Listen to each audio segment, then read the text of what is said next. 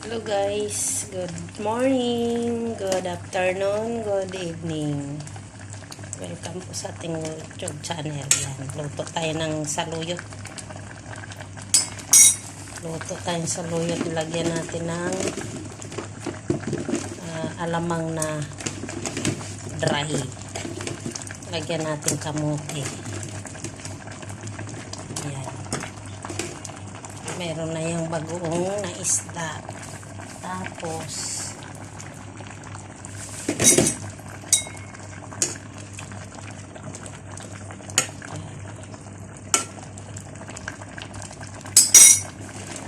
ilagay natin tong alumahan na prito.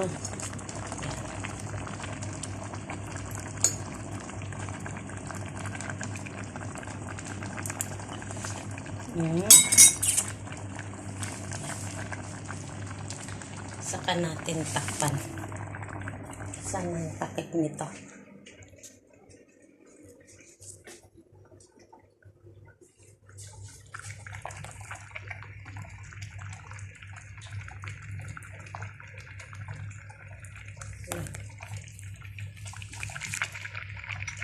Ito pala.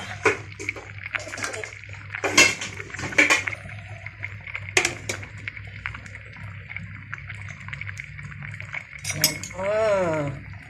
Masarap ito. Yan. Ikot lang natin. Tapos takpan natin. Yan. Takpan muna natin. Ayan. Nakulo na. Mag-iwas-iwas muna tayo sa mga mantika. Ayan. Walang mantika. Ayan. Ganun lang yan.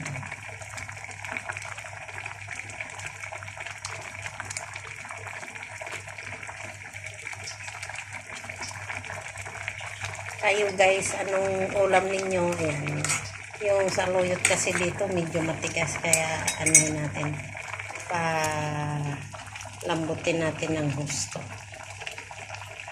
Yan ang kamote, saluyot, bagong isda yon. Tsaka ang nilagay natin dyan ay yung alamang na tuyok. Ang nilagay natin para yan ang pangpalasa.